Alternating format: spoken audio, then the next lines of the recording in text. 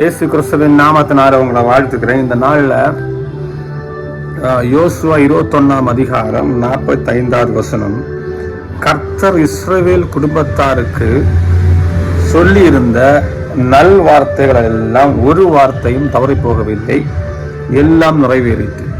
இப்போ நாட்களில் இயேசு கிறிஸ்துவின் வார்த்தையை குறித்து தான் நான் எனக்கு பேச நினைக்கிறேன். ஏன்னா இயேசு கிறிஸ்துவின் வார்த்தையை குறித்து எல்லாருக்கும் தெரியும். ஆனால் அந்த வார்த்தை நிறைவேறணும்னா என்ன பண்ணணும்ன்றத நமக்கு அறியணும்.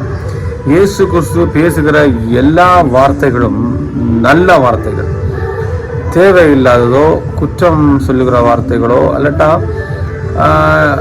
மனுஷன் பேசுகிற வார்த்தை போல அல்ல தேவனுடைய வார்த்தை. அவர் பேசுகிற வார்த்தை எல்லாமே நல்ல வார்த்தை. இந்த நல்ல வார்த்தைன்னு சொல்றது என்னன்னா, தேவனுக்கு பேசுகிற எல்லா வார்த்தையும் பைபிள்ல கொடுத்துருக்கு. இது இவ்வளவும் நல்ல வார்த்தைகள் பைபிள்ல கொடுத்துருக்கு, எல்லாமே நல்ல வார்த்தைகள். ஆனா மனிதன் பேசுகிற வார்த்தைகள் எல்லாமே நல்ல வார்த்தைகளா இருக்க வாய்ப்பே கிடையாது.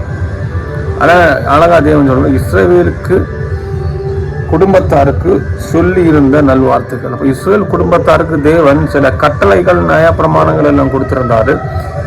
அது எல்லாமே நல்ல வார்த்தை. அந்த நல்ல வார்த்தைகள்னால வருகிற ஆசீர்வாதங்களை எல்லாம் தேவன் நம்முடைய ஜனங்களுக்கு நிறைவேற்றி முடித்தார்.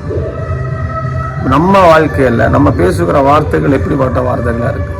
நல்ல வார்த்தைகள் நம்மளை வாயிலிருந்து வந்து புறப்பட தொடங்கினால் அது எல்லாமே நிறைவேறும். ஆனா தேவையில்லாத வார்த்தைகள் எல்லாம் நம்மளோட வாயிலிருந்து வந்தா நம்முடைய வாழ்க்கையில ஒரு ஆசீர்வாதம் நிறைவேறாமலே போயிடும். இன்னும் ஆழமா சொல்ல போனா, தேவன் வார்த்தைகள் உண்மையுள்ளவர், வாக்கு தத்துவம் நிறைந்தவர் சொல்றது என்னன்னா, நல்ல வார்த்தைகள். நம்ம எடுக்கிற தீர்மானங்கள் வசனத்தின் படியான ஒரு தீர்மானங்களா இருக்கா? வசனத்தின் படியாக உள்ள ஒரு வார்த்தையான தீர்மானங்களா இருக்கா? என்ன சொல்ல முடியாது? நல்ல வார்த்தை நம்மளோட வாழ்க்கையில நிறைவேறும். தேவனுக்கு விருப்பமில்லாத வார்த்தைகளும் தேவனுக்கு விருப்பமில்லாத காரியங்கள் நம்ம வாழ்க்கையில் நடக்கிறதா இருந்துச்சுன்னா அது தீமைக்கு ஏதுவானதாக இருக்கும். அது கூட நான் என்ன சொல்லுவேன்னா, நிறைவேறணும் நம்மளால தாங்க முடியாது. அப்ப நன்மையான வார்த்தைகள் தேவன் நமக்கு கொடுக்கிறார். யாருக்குன்னா இஸ்ரவேல் குடும்பத்தாருக்கு மட்டும். இஸ்ரவேல் குடும்பத்தாருன்னா எகிப்தின் அடிமைத்தனத்திலிருந்து பிரித்தெடுக்கப்பட்டவர்கள், அவருடைய இரத்தத்தால மீட்கெடுக்கப்பட்டவர்கள், அவருடைய ஞானத்தினால பிரித்தவர்கள். இன்னும் சொல்ல போனா அவருக்கு நியாய பிரமாணங்களின்படி கானான் தேசத்துக்கு புறப்பட்ட ஜனங்கள், பாலும் தேனும் ஓடுகிற கானான் தேசத்தை நோக்கி புறப்பட்ட ஜனங்களா இருக்கிறார்கள் இஸ்ரவேல் குடும்பத்தார். இப்ப நம்ம வாழ்க்கையில நம்ம இஸ்ரவேல் குடும்பத்தாரான்னு செக் பண்றதுக்கு வேற ஒண்ணுமே வேண்டாம். பாவத்திலிருந்து மீட்கப்பட்டிருக்கிறீங்களா? அவர் இரத்தத்தால கழுவப்பட்டிருக்கிறீங்களா?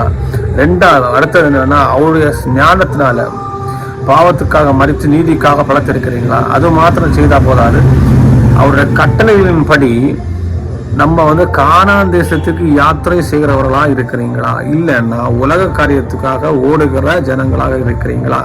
யோசிக்கணும்.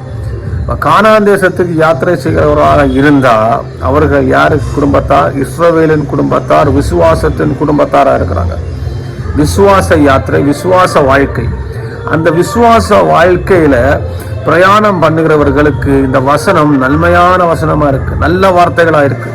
ஏன்னா அந்த நல்ல வார்த்தைகளை விட்டுட்டு ஒருத்தன் ஓடுனான்னா அவன் கானான் தேசத்துக்கு போக முடியாது. அப்பேற்பட்ட வார்த்தைகளை தான் தேவன் கொடுத்து கொண்டிருக்கிறார். அதுல தான் அவர் தெளிவா சொல்றார், இஸ்ரேல் குடும்பத்தாருக்கு சொன்ன நல்ல வார்த்தைகள்னால் இந்த நல்ல வார்த்தையில உலக பிரகாரமான ஆசீர்வாதமும் அடங்கி இருக்கு. ஏன்னா இஸ்ரேல் ஜனங்கள் நடந்து போற நேரம் அவர்களுக்கு மன்னா கொடுக்கப்பட்டது, இறைச்சி கொடுக்கப்பட்டது, அவங்க துணி பழசாகல, அவங்க செருப்பு தேவையில்லை, அவர்கள் பலன் குன்றி போகல. அப்ப ஆனா எல்லா எதிரிகளையும் அவர்கள் முறித்து அவங்க ஃப்ரெண்ட்ல நடந்துட்டு இருக்கிறாங்க. இவர்கள் முறியெடுத்ததல்ல. இந்த நியாய பிரமாணத்தின்படி இவர்கள் செய்யும் பொழுது தேவன் சகலத்தையும் தடைகளை மாற்றி அவங்க கானான் தேசத்துல ஒன்று சேர்த்தார்.